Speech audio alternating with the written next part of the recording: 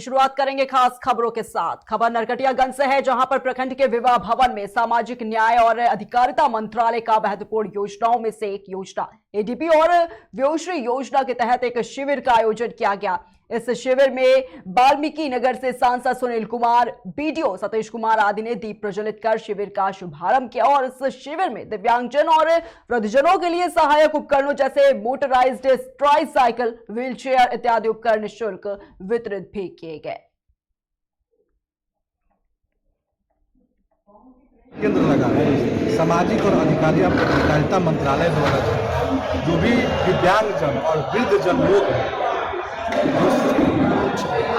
दिव्यांगजन लोग हैं और वृद्धजन लोग हैं, उनको जो बुढ़ापे में जैसे मान लीजिए किसी का पैर कट गया है, उसे कृत्रिम अंग की आवश्यकता है, चाहे किसी को कान से सुनाई नहीं देता है, आँख से नहीं दिखाई देता है, उस तरह का जो सरकार का जो है उसका परीक्षण केंद्र आज लगा हुआ है। लोगों से अपना ला करके सर्टिफिकेट लोग दे रहा है और उसका परीक्षण किया जा रहा है। अब विगत कुछ दिनों के बाद जो है 2 महीना के बाद उसके जो भी आवश्यकता वाली चीज़ होगी, जैसे ट्राईसाइकिल हुआ, चाहे श्रवण यंत्र की जरूरत हो, आँख चश्मा की जरूरत हो, स्टिक की जरूरत हो, वो सब जो है दिया जाएगा। इसी के लिए आज शिविर लगा हुआ है और सभी लोग अपने आप में आगे के रजिस्ट्रेशन। शिविर में कितने लोग आए हुए थे? तो देख रहे हैं कितने लोग हैं, बहुत लोग हैं, शायद 200 तो रजिस्ट्रेशन, 300 तो लोग का रजिस्ट्रेशन हो चुका है और 4 बजे तक लोग रहेगा और 4 बजे तक वही खबर फर्रुखाबाद से है, जहां पर पुलिस के विरोध में वकीलों ने न्यायालय परिषद पर अनिश्चितकालीन धरना दिया। वकीलों ने कोतवाल कायमगंज थाना अध्यक्ष कंपिल के स्थानांतरण को लेकर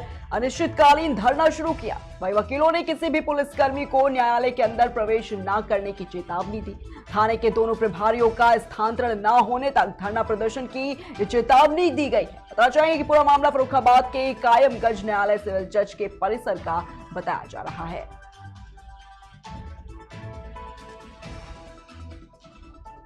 का मेन उद्देश्य ये है कि जब तक प्रशासन इंस्पेक्टर कंपिल और इंस्पेक्टर कायमगंज का स्थानांतरण नहीं करता है, तब तक हम लोग लगातार न्यायिकता से व्रत रहेंगे। और साथ ही साथ ये भी निर्णय लिया है कि स्थानांतरण न होने तक किसी भी पुलिसकर्मी को न्यायालय परिसर में प्रवेश नहीं करने दिया जाएगा।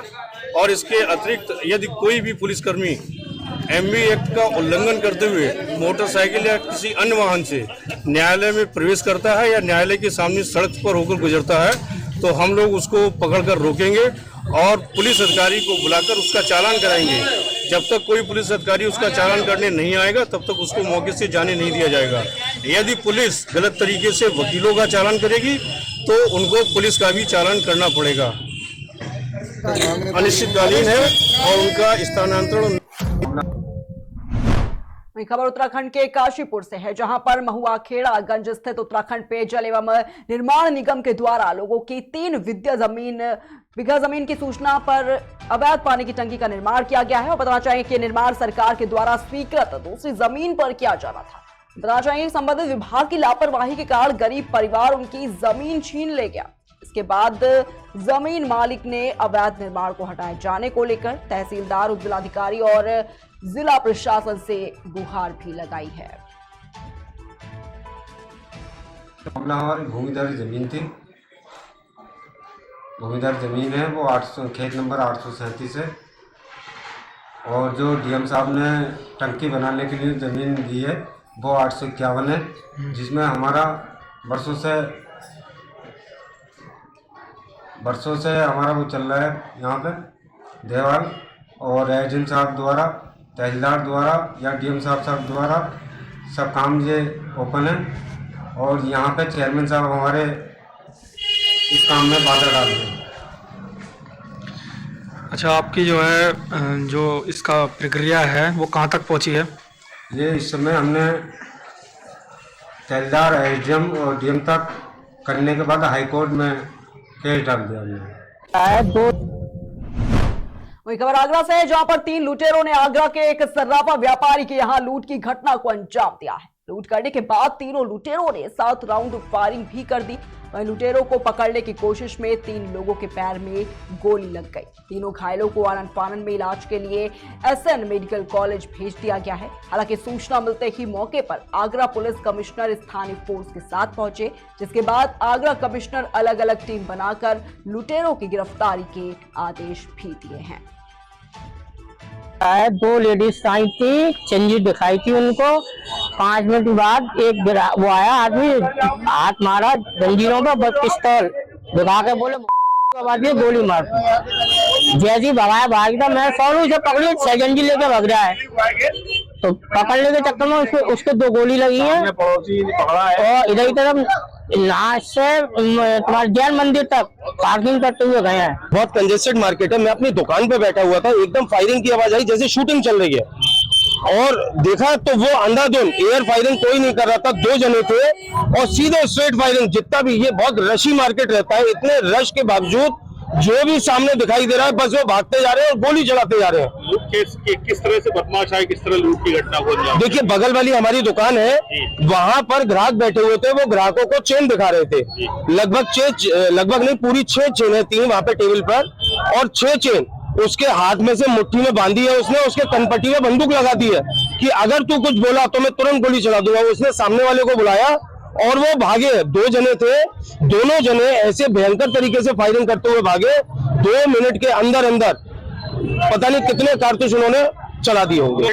ये संज्ञान में आया है कि 1 घंटा पहले लगभग यहाँ ये जो दुकान है सराफा की, इसमें ये रिपेयर का काम करते हैं। लेकिन आज कोई ग्राहक इनके पास आया जो शादी के लिए महिलाएं आई थी। इनका कहना है कि किसी दूसरे ज्वेलर से कुछ चेन लाके उनको दिखा रहे थे, तभी एक लड़का अंदर घुसा जिसके हाथ में हथियार था। उसने इनके झपट्टा मार के वहां से चेन छीन ली है, और उसके साथ एक लड़का और था भागने में।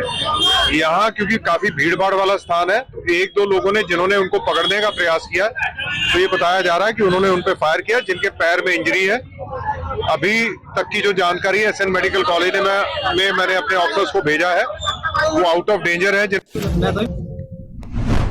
वहीं रुक करेंगे अगली खबर की ओर। खबर गाजियाबाद से है, जहां पर मोदी नगर क्षेत्र के गदाना गांव में 5 साल की बच्ची की ईंट से कुचलकर हत्या का मामला सामने आया है। नाबालिग का शव खून से लथपथ घर से करीब 100 मीटर की दूरी पर खाली प्लॉट में मिला। बता दें कि बच्ची अपनी ताई के यहां खेलने गई हुई थी।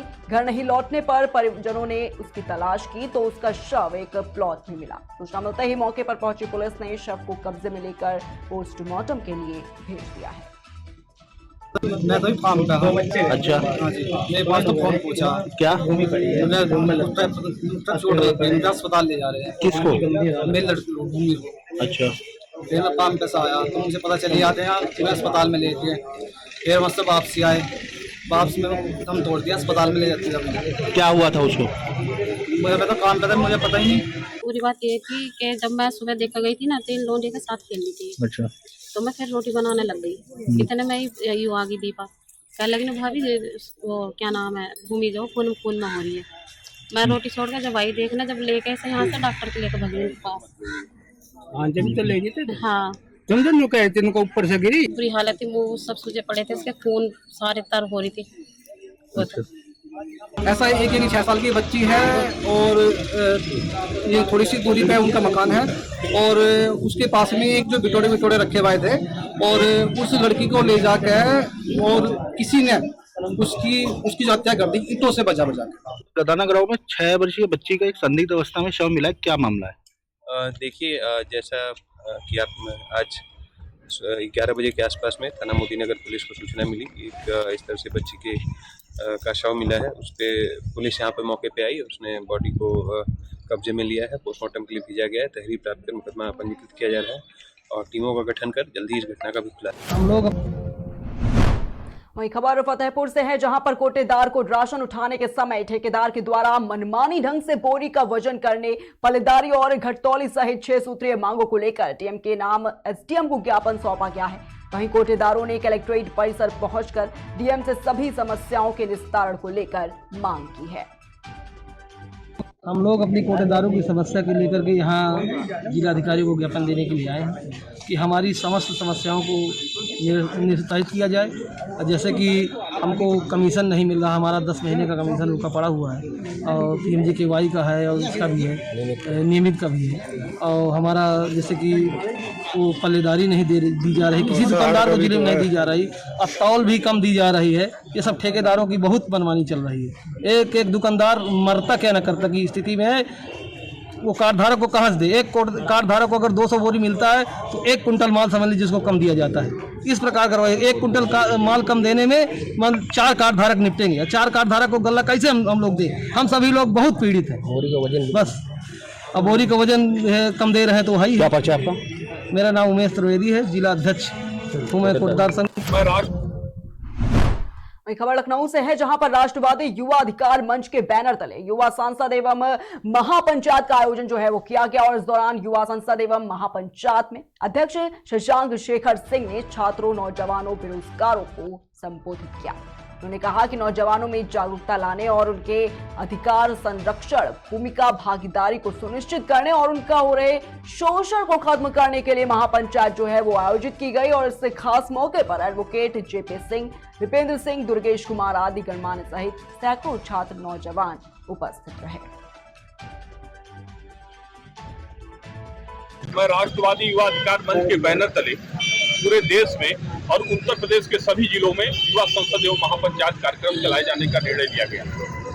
उस निर्णय के क्रम में आज बस्ती जनपद में युवा संसद महापंचायत कार्यक्रम हो रहा है। आप जानते हैं कि नौजवान सिर्फ वोट बैंक और प्रचार तंत्र तक ही सीमित है।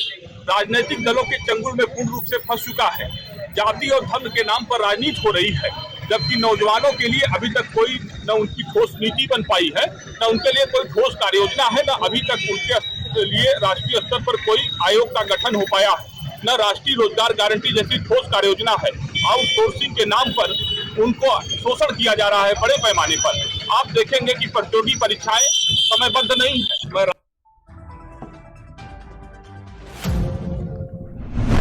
वही खबर प्रतापगढ़ से है, जहां पर जिले के लीलापुर थाना अंतर्गत गहरी मोड़ के पास नहर में डॉल्फिन मछली देखी गई, जिसके बाद कुछ लोगों ने उस मछली को जाल से पकड़कर नहर से बाहर निकाला। वह स्थानीय लोगों के द्वारा डॉल्फिन को पकड़ने का वीडियो भी सोशल मीडिया पर काफी वायरल हो रहा है। मिश्रा, वन क्षेत्राधिकारी लालगंज। ये जो अभी डॉल्फिन मछली देखी गई है सर, इसको कहाँ शिफ्ट करेंगे और आगे की क्या रणनीति है आपकी? इसकी रणनीति है कि ये देखी जो गई है इसको हमें लखनऊ से बात किया है, हमारी डीएसए की टीम आएगी जी, और इसको अभी हमको रात में इसको देखना पड़ेगा जी। हो सकता है शाम तक टीम आए, शाम को पकड़ ली जाएगी, नहीं तो कल सुबह मॉर्निंग में इसको पकड़ के सीधे ले जाएंगे लोग बड़ी जगह का छोड़ेंगे। अच्छा। मिश्रा, वन क्षेत्राधिकारी लालगंज। वही खबर बहराइच से है, जहां पर विश्व हिंदू परिषद और बजरंग दल ने गायघाट में स्थित बाबा मोहन गिरिदास मंदिर पर त्रिशूल दीक्षा एवं खिचड़ी भोज कार्यक्रम का आयोजन किया। बता दें कि कार्यक्रम को संबोधित करते हुए विश्व हिंदू परिषद के विभाग उपाध्यक्ष ने त्रिशूलधारी बजरंगी साथियों का आह्वान किया और त्रिशूल राष्ट्र और हिंदुत्व की रक्षा के लिए भी दिया है और इसका दुरुपयोग नहीं होना चाहिए। साथ ही धर्मांतरण और गौ तस्करी रोकने के लिए सभी बजरंगी साथियों से सहयोग करने की भी अपील की गई।